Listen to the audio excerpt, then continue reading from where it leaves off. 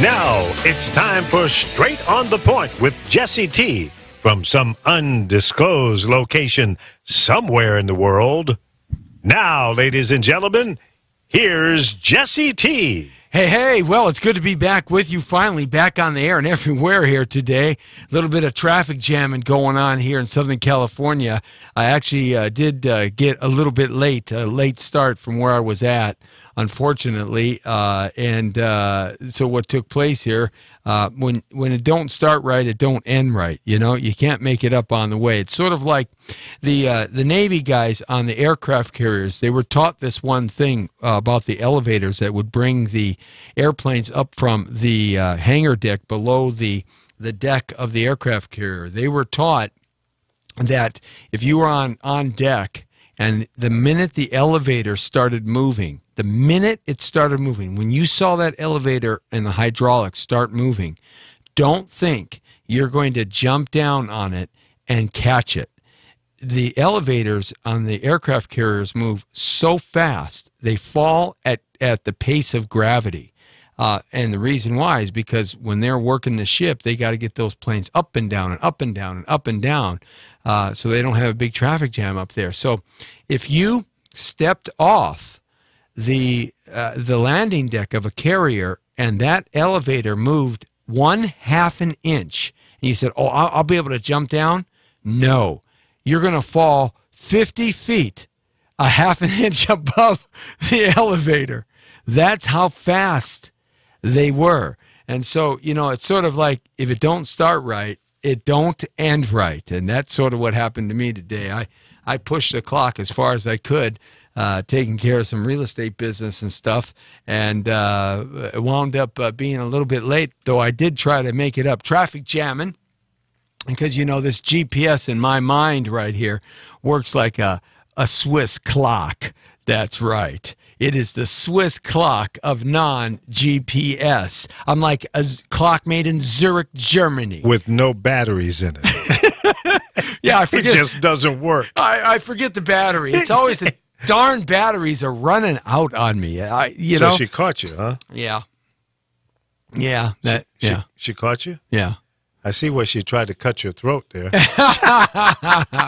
Yeah, she did. I slept in the other bedroom last night, man. It looks like it. Yeah. Well, wow. You know, I didn't do good enough on Mama T's birthday. I told her I was going to make it up on. You can't make it up, man. On Sunday, you know. No. I told her I was going to do that. It doesn't work that way. You can't do it. You know, because You just got to start early for next year. Well, look at. In my family, when my kids were growing up, Dad always had money, right? And my son and my daughter both thought that money grew out of Dad's envelopes. Because look at, Dad always had an envelope of money, and they would say, Dad, can I get $5? Go to the envelope, right? And I always had an envelope. I never carry money in my pocket or wallet. I carried it in an envelope. Anyhow, and so I have some envelope money.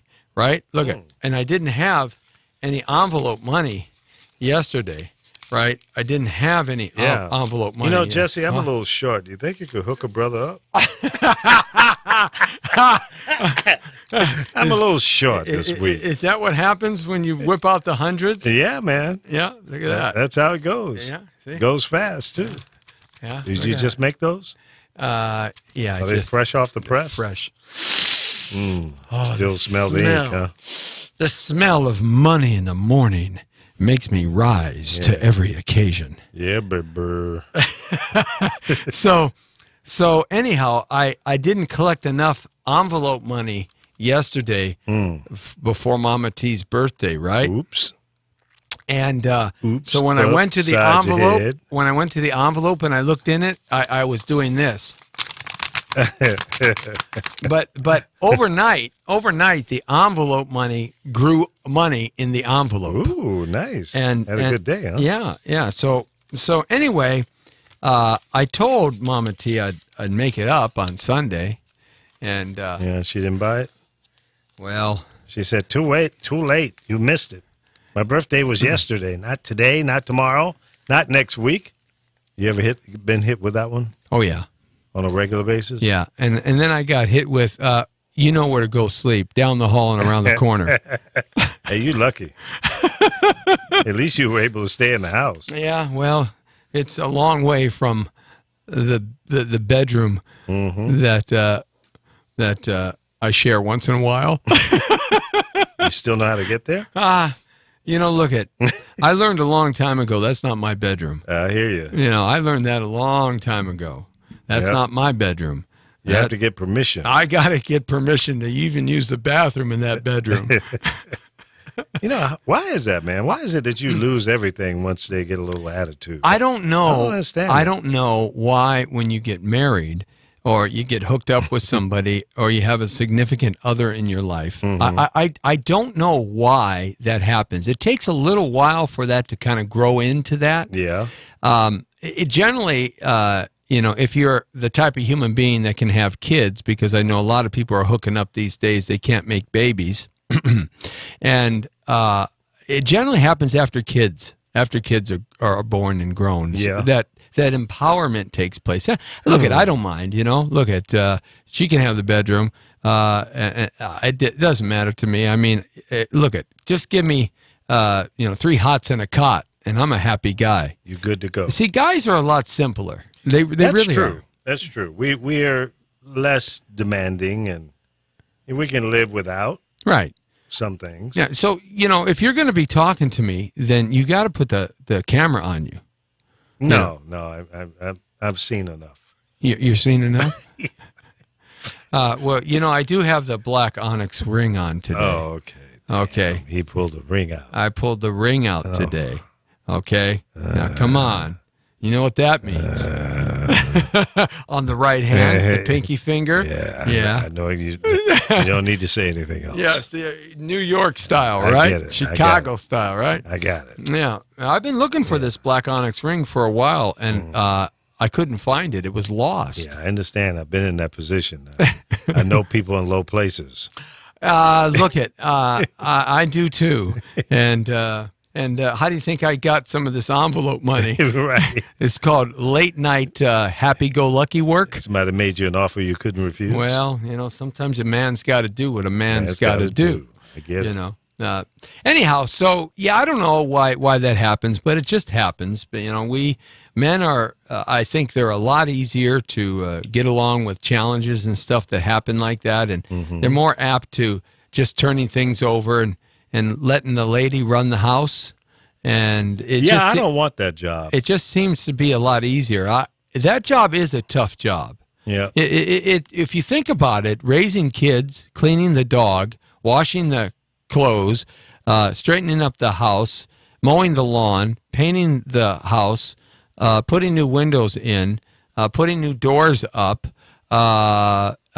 fixing the engine on the car, changing the oil, the windshield wipers too, fixing the flat, pulling the nail out of the back tire, plugging it with a tire plug, fixing the sprinklers, pulling the weeds, taking the fruit off the tree, cleaning the pool, draining the jacuzzi and washing it out. Wait a minute. What? Your wife does all of that? Well, yeah, isn't that what women are good for? Oh. Oh. So what do you do? Man, I just come home and sit around. Spoken like a real male chauvinist. You're lucky you're in the house or within 10 blocks of the house. And you've been married how long? Let me see. My daughter's 27, 29 years. I've known Mama T since I was 15, so 42 years. Damn. 42. Yeah, I'll be. You must be doing something right for her to put up with you. Hey, man, it's just me, Jesse T. What can I tell you? The brown beauty is always on duty, taking care of the tight little sweet booty. Yeah, baby, bend over. You and must be making a lot of money. A ton of money. Envelope money, man. Yeah, I see. Envelope money. Cash. Envelope money always solves a lot of problems. Yeah. Right? It's called, right? I got her to tolerate me.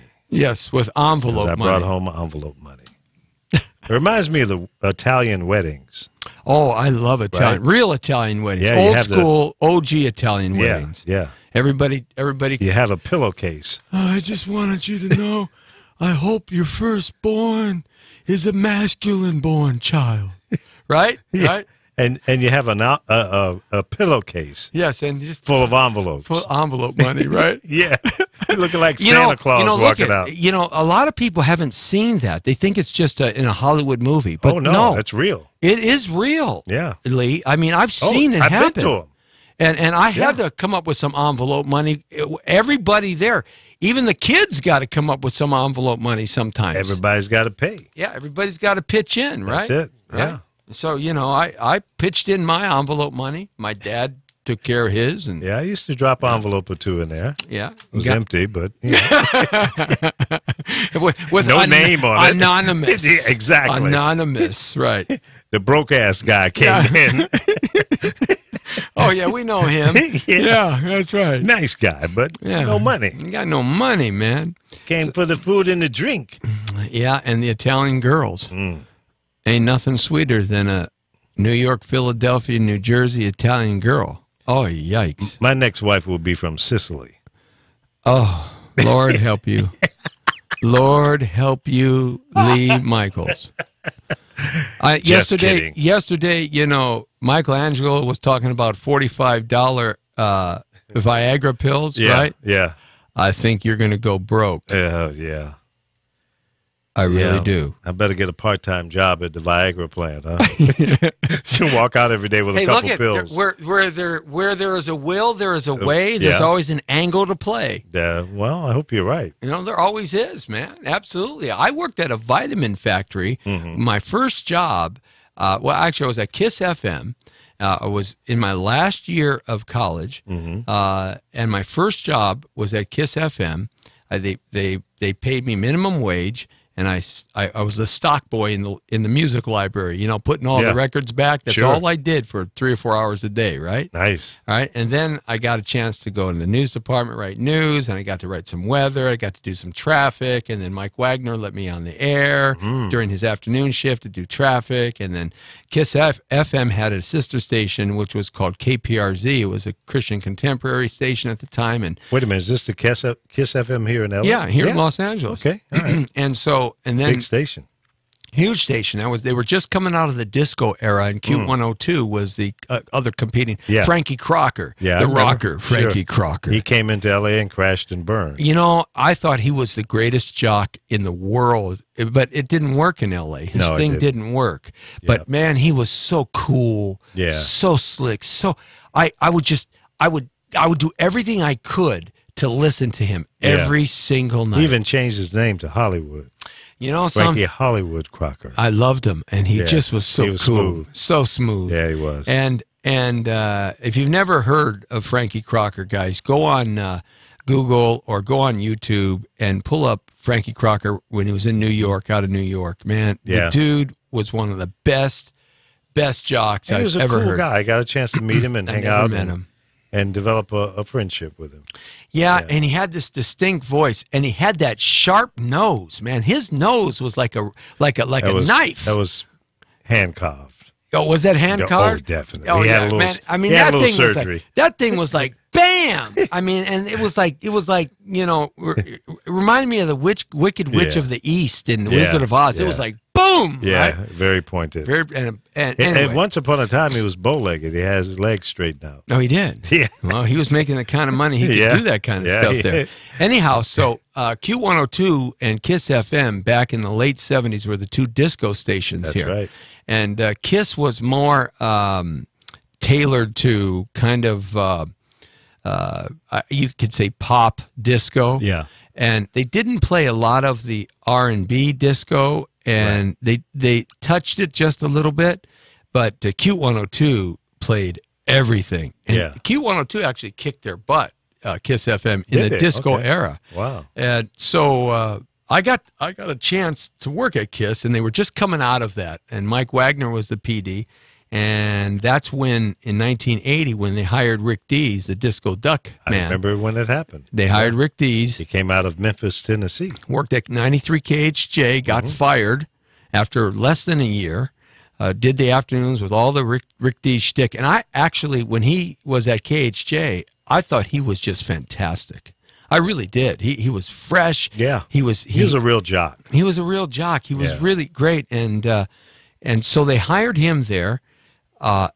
And then Mike Wagner left as PD but stayed at Afternoon Drive, and I went over to KISS AM, KPRZ 1150 AM. It's 1150 AM now, sports channel I believe it is, or talk channel. I'm not sure what it is. And we were playing Christian Contemporary, and Tom Murphy, the great Tom Murphy, one of the great disc jockeys on the West Coast here.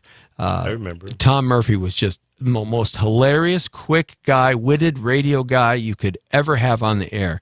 What was his the incredible Tom Murphy, the fabulous, the fantastic Tom? He had some icon of a name in there. I can't quite. It'll come to me in a second. He hired me. I walked across the hall, and I started just playing the all-night tapes with the Christian Contemporary, and then I went on the air, and he didn't know it. How long were you on the air before he discovered your late-night appearance? Every Saturday night and every Sunday night after midnight, I was cracking the mic at 2 o'clock in the morning for about an hour. No kidding. No kidding. I'd crack the mic for an hour, and I'd shut it down at 3, and I'd just run the tapes again. So, but what did you do during that hour? You played whatever you wanted to play? No, I played the music. Oh, okay. But I didn't put the carts in for the liners, right? Gotcha. I did them because I knew Frank. So because I kind of you figured he was asleep by 2 a.m. I figured everybody was asleep at 2 a.m. What am I? I'm 20. I'm 20 years old. 21. No, I don't know nothing. The magic number is 3 or 4 a.m. Well, I didn't know unless the PD was the morning guy. No, and then he's coming alive around 4:30 if he's going on the air at 6. Oh, it's terrible. Yeah. Jack Patterson, in fact, at K-Day caught me doing some shenanigans late at night sometimes. Because K-Day would drop off 1580 K-Day, the original K-Day, the only K-Day that's any good, the one that was the icon. We both worked there. Yeah, and Jack, the station signal. Darla Patterson actually just chimed in here. She says to me, "Is my envelope in that mail?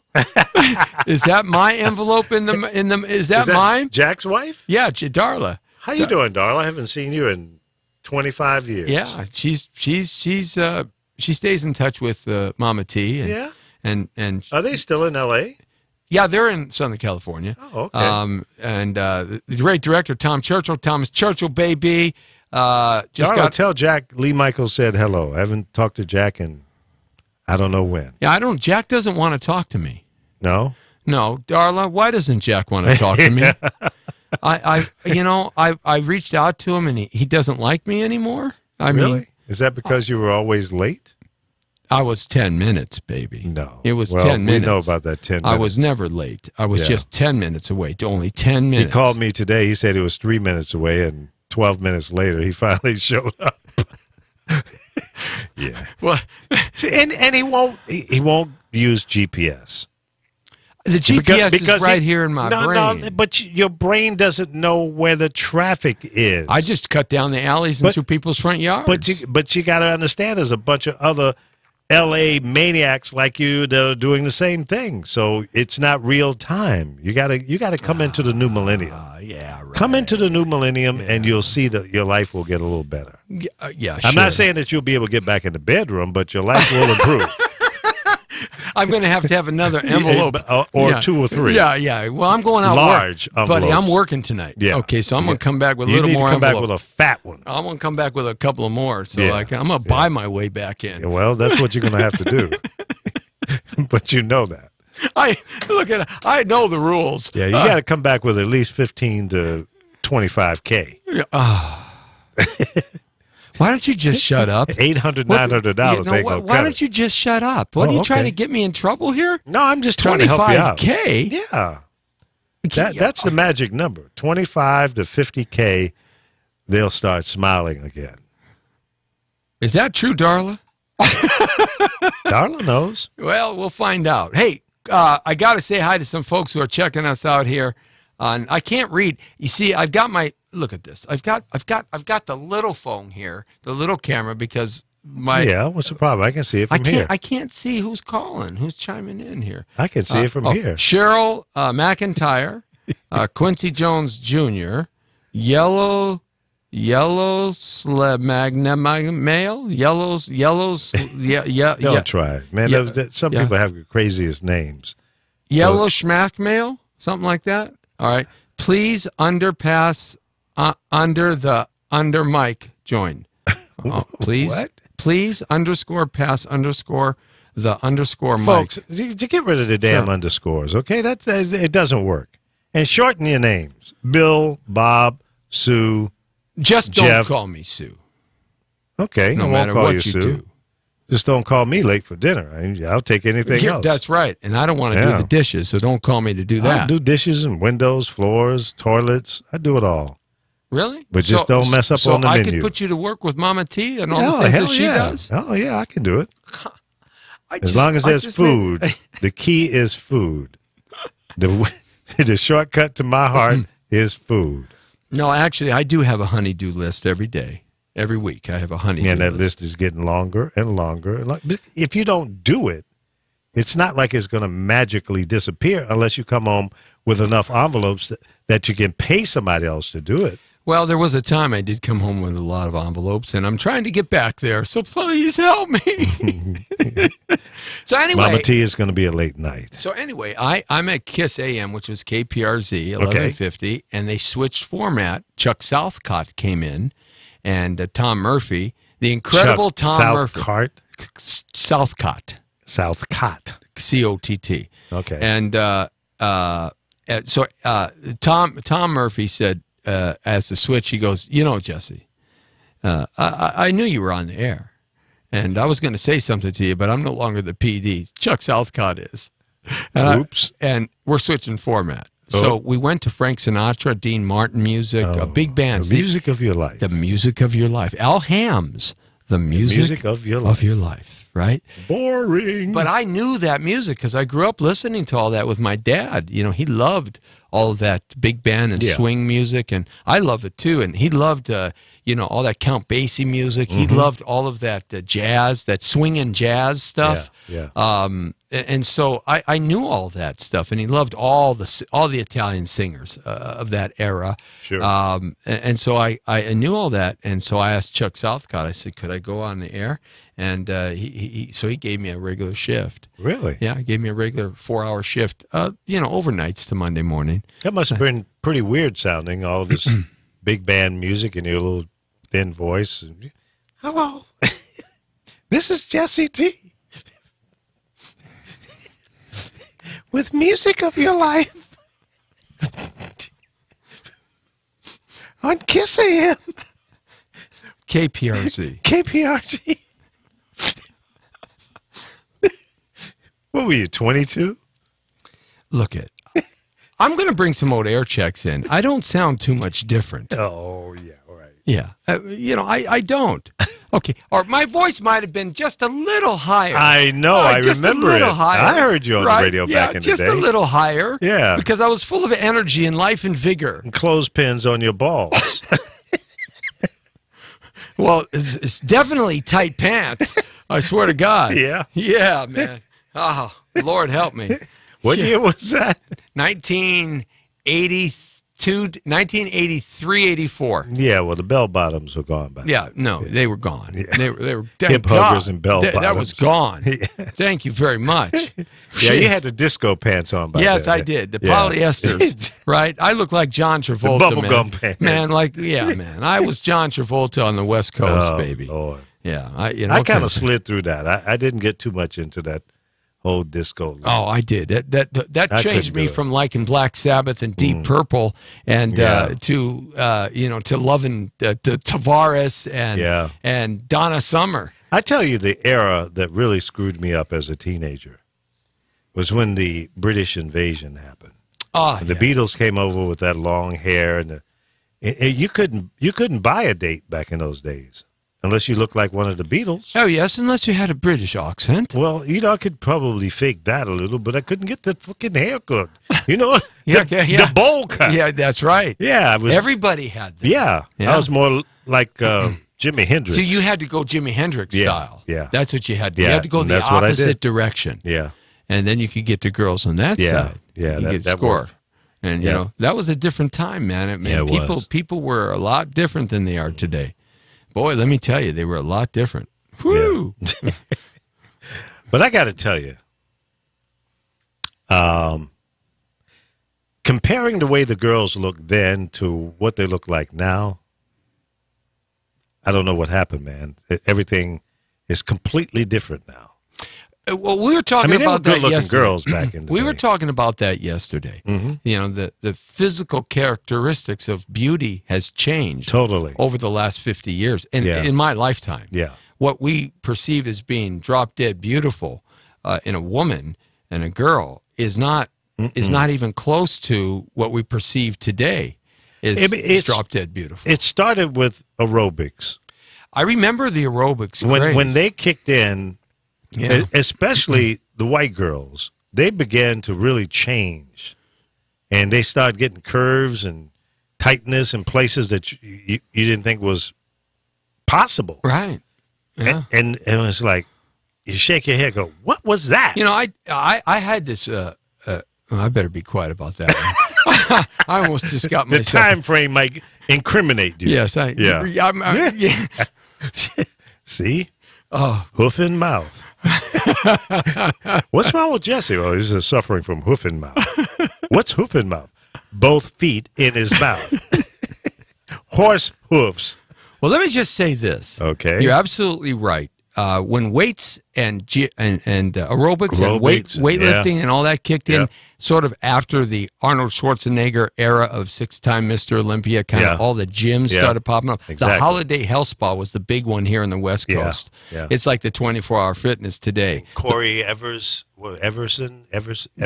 Yeah, Yeah, she was like a 6-time Olympian. yeah, right. You So know, that they're just like, yeah, that started kicking in. Yeah, yeah. And all the girls wanted to look like East German girls.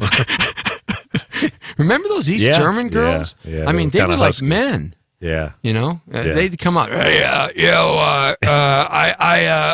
have to. I lifted that weights. I've been working real hard, and I just had a baby last week, and You know, you look a lot like your brother. yeah. I think that's maybe where transgender started, Oh, and maybe there you go. maybe you know LGBTQT Yeah, all the A B alphabets C in there. D E F all started there in East Berlin, I think. Really? Yeah, I think when the wall came down, a lot of things came down. Yeah. Mm-hmm. See, that's what I'm afraid of with North Korea. Mm-hmm. And because if they don't want Kim Young Jung Young Hung Young Wang Ying Yang Mm. Hung Long Jing Jang, they don't want him. Nobody in the world wants him to fail. And think about this for a second. The reason why they don't want him to fail, if he does, North Korea is going to be absorbed by South Korea. Okay. They're going to get the brunt of the problem because they speak the same language. Right. The 38th parallel will be no more. Right. Okay. The DMZ, right? They are estimating, the economists, the guys that have alphabet soup in front and behind their name, these guys, right? A whole lot Right. smarter than me. right. They're estimating to bring North Korea to modern 2017 lifestyle, it's going to be over $1 trillion.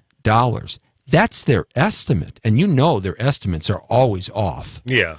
$1 trillion to bring the infrastructure and the people and the education and the social fabric and all of that stuff back to the modern upgraded, world. right. Because, and South Korea is going to get a big bump on that. And they used Berlin when the wall came down as a litmus test for that, because Germany only in the last 10 years kind of got out of that debt service of absorbing East Berlin. Well, Germany is now very solid. Well, if it wasn't for Germany, Europe company. would fall. Right. Exactly. And they're having problems right now, the Well, Germans. could that same scenario happen with North and South Korea if they become one? Yeah, South Korea could fall. Yeah. And if South Korea falls, then China's right there because it borders both Right. countries. But why wouldn't, if everything's done correctly, why wouldn't that become another major economic powerhouse.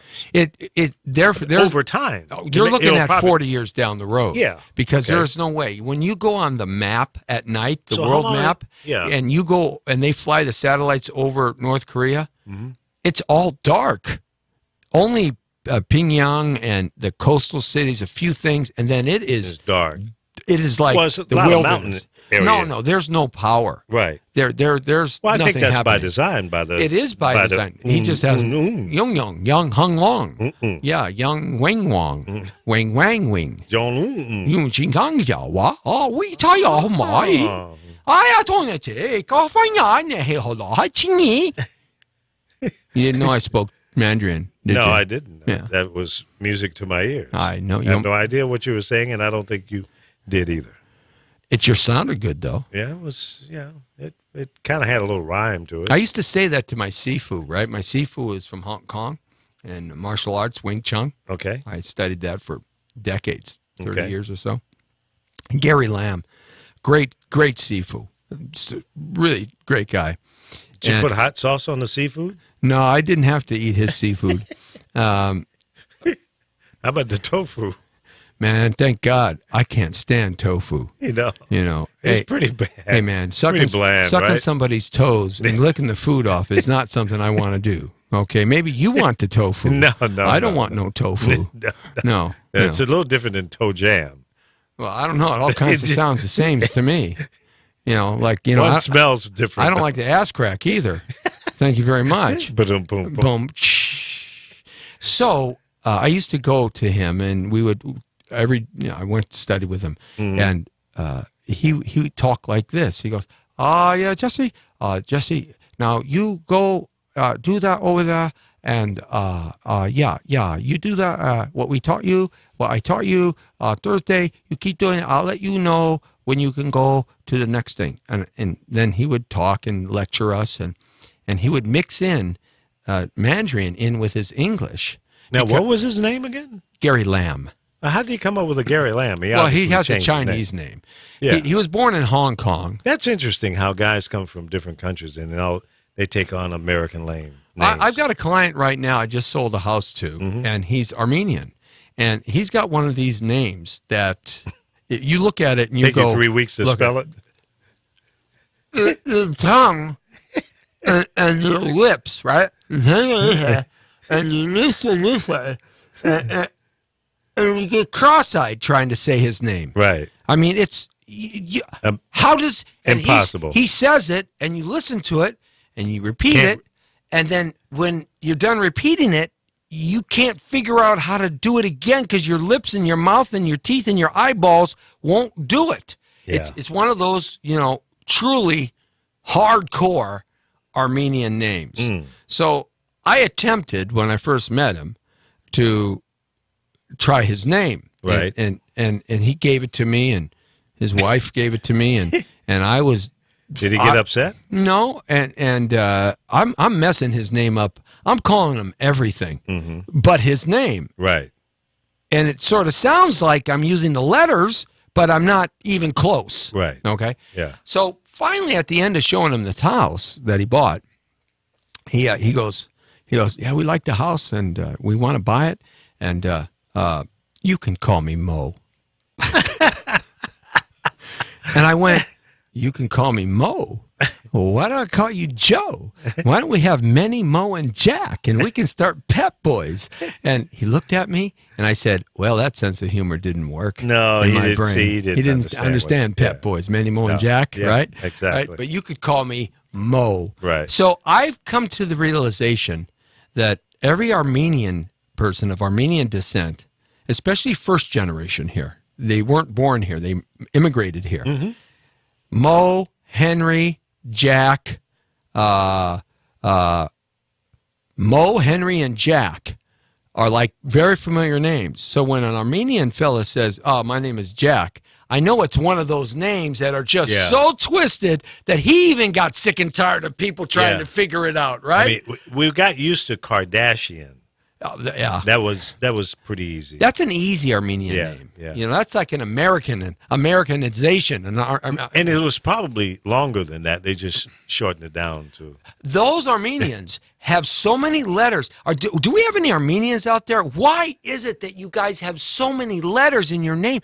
Can you imagine having like 45 letters in your first and last name? Yeah. Yeah.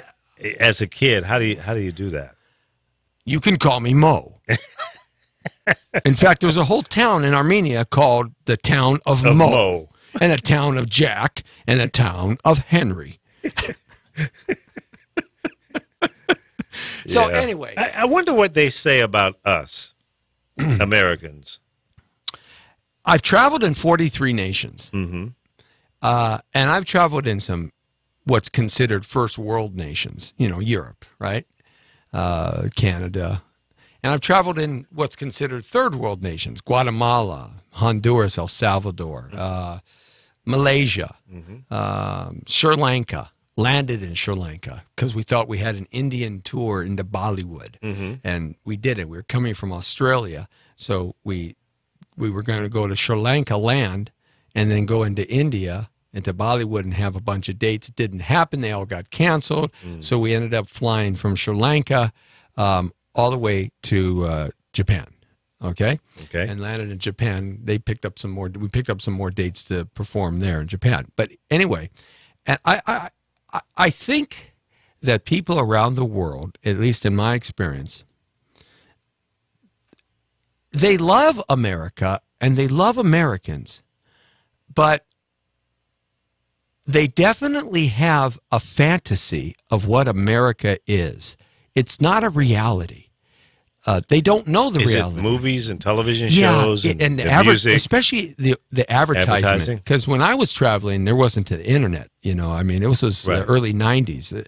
So advertising and the billboards and the TV and the movies, they have this idea of America, and we are so different than what is projected in the world.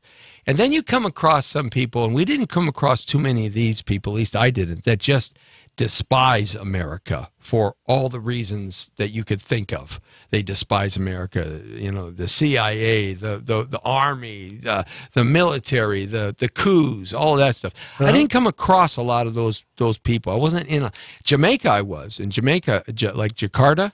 I mean, if you leave the beach cities in Jamaica, you better have an AK-47 escort. Yeah. Because if you go Torreros and stuff, you know, the thing that Americans don't realize when they travel around the world, and that even takes place today, the minute you get off the plane, you look, smell, and act like an American, and nobody in the world acts like an American. They can tell you coming from 50 miles away. Right. And no matter what you do, I don't care if you put on a wig, I don't care if you learn the local walk, I don't care if you're a great you good with dialects and accents. I don't care. They just know your eyes blink a different. Our eyes blink a different way. Our hand gestures. We carry ourselves differently, right? They know that we are targets. They know. Well, it's like going to New York. New Yorkers can tell that you're not a New Yorker, right? And you can stand on a corner, any corner, and especially Manhattan, and they know because you're looking around at the tall buildings and, you know, looking down at the ground and looking all around. You're constantly looking around because you're overwhelmed with all the action, right? The colors and the signs. And they say, another one. Tourist. Get out of the way. We'll walk get out over. Of here. Yeah. Move over, kid. Right. Yeah. Exactly. So I think so. We have that idea in the world about Americans. They have that idea about us, but they know we're coming. They see us when we're coming, and in that respect. But anyway, so back to KPRZ and 1150. All right. So I worked there doing Tommy Dorsey and Glenn Miller and Kay Kaiser and Frank Sinatra and Dean Martin music for a year or so. It was great, and I got to go to all the KISS FM warm-up parties because I was part of KISS FM too. Mike Wagner let me do some of the some of the weather and the news and all of that stuff. So I could say I was on the air at KISS, which is cool.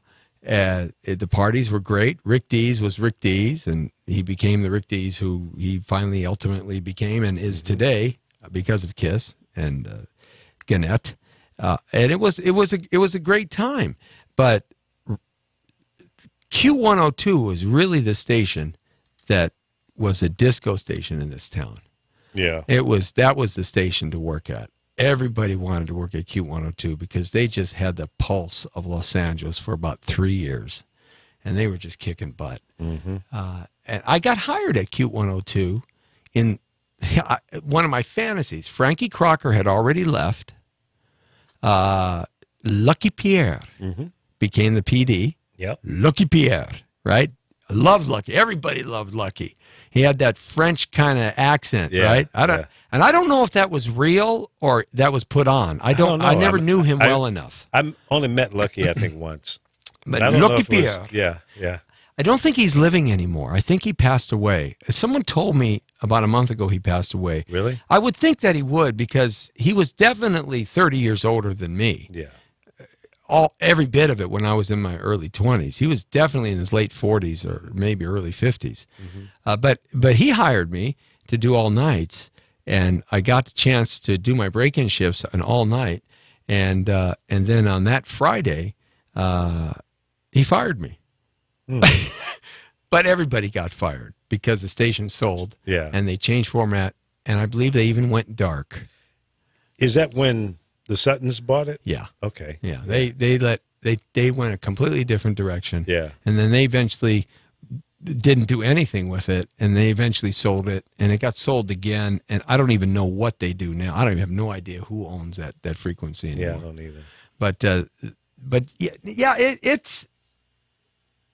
it's the life of our times. I feel like I was like on Young and the Restless. This is the life of our times. You were young and restless. Yeah, I was. That's a good analogy. I was young and very restless. Yeah, we all were. Yeah, the beautiful thing about being young is that if you had a good young life, you have memories forever. Did you ever run into the magnificent Montague? Man, that's one guy I always wanted to meet. I met him him. once for sure at a convention, and he put me on Front Street. Yeah. And he was a great jock, man. I mean, the guy, Magnificent Montague, was like, he was something to listen to. he coined the phrase "burn, baby, burn" during the Watts riot. Yeah, I know. He was at KGFJ. Yeah. KGFJ. Yeah. KGFJ. Don Tracy was there during that time. Magnificent Montague, Don Tracy. I think, no, JJ was at KFRC and K-Day. So JJ was at K-Day. Yeah. During the Watts. No, he was at KFRC. I think so. JJ was at KFRC north. at the time. Another great station. Oh, yeah. 610 KFRC, San Francisco. In fact, everybody says that Boss Radio, and the greatest Boss Radio station, top 40 station of all time, you can go across the country, arguably, is KHJ. 1, 2, or 3, 93 KHJ. Yep. With Don Steele, Yep. The real Don Steele. Yeah. And he would always go like this, and the engineer, because he could never hear, he was deaf. Turning He'd it up. all the way up, those old big giant cans that he used to have. He'd be going like this, and Thunderific Thursday, Fantastic Friday. This is the real Don Steele. It's a summer afternoon in Los Angeles, and here comes Sonny and Cher on 93 KHJ. I mean, Don, and then you had Humble Harv, and you had you had Charlie Van Dyke, you had Charlie Tuna. You had Bobby Ocean. Bobby Doggy Style Ocean. Bobby Doggy Style Ocean. Right? Remember, they always just go Ocean. Right? And but actually, really, KFRC. Yeah. Was Dr. Don Rose and the whole staff at KFRC at the end of the 60s and going into the 70s, they sounded better than KHJ. They were a great radio station. They were tight. They allowed the jocks to have a little more leeway and personality. They were owned by the same company. Yeah. RKO. RKO. Yeah. General Tire and Rubber. Yep. And they allowed them to have a little more personality at KHJ. I mean, you at KHJ, you did the card, and if you could make those words in the card work and give some personality, that's the beauty and the creativity of those great jocks at the time. That's right. But at KFRC, they let them have a little more leeway, and they sounded great, man. I used to try to get that 610 KFRC, San Francisco. You know, right? Yeah. I mean, it was just great. I got to San Francisco in 75, and I was at KDIA. That's a great station. Yeah, and I used to listen to KFRC because I had a top 40 experience already, so I was kind of still into the top 40 crossover music. And Keith Adams was the program director at KDIA, and I would occasionally talk him into letting me play a couple of the top 40 songs so I could scream and rock and roll. Oh, yeah. I know. You could little 5, 8, 10 seconds, 3 seconds. That's all you needed. What a guy could do in 5 seconds or 3 seconds is really magnificent. Unfortunately, that's an art form that's gone today. Yeah. Gosh, it's already 6 o'clock. I know, man. Look at that. I mean, we're rambling on here. Yep. Hey, look, it's interesting because the tone of your show today was pretty much the tone of my show this morning. We got to talk about industry stuff. So yeah, I was going to talk about space and aliens and stuff, and I got talking about that. Well, same thing. Yeah, that's right. Hey, look, I'm going to be leaving here, and I'm going to head out to Uno a Uno, one-on-one. It's a story about a legendary fella, Nilda Prieto, who rescued hundreds of failing students from a rampant social epidemic of school dropouts. And it's a documentary. We're going to be headed out there. It's at the La Mel Theater, La Mel Monica Film Center in Santa Monica. It starts at 8 o'clock. You can get some tickets. We'll be red carpeting it out there. And it's going to be a good time. Dan the Man, now known, I Get No Respect King, he's out there right now already getting things warmed up for me. So we're going to be out there broadcasting live right here on ABTV Live and the Digital Broadcasting Network, Facebook, Instagram, and Periscope. So we'll be happening out there, be there in about an hour, and we'll make that happen. Thanks a lot, man. What a wild week we had. A lot of fun, and we got Roundup Wound Up next week. We've got one of the greatest female boxers coming in next Thursday. One of the very first that set the mark for female boxers to follow. Daisy Lang's going to be checking in, and a whole bunch of other great guests. So you hang in there. Have a great weekend, and listen to thepowervoices.com because we're going to be rerunning yesterday's show, which was uncorked, baby, right here on thepowervoices.com. The Brown Beauty's off duty. See ya!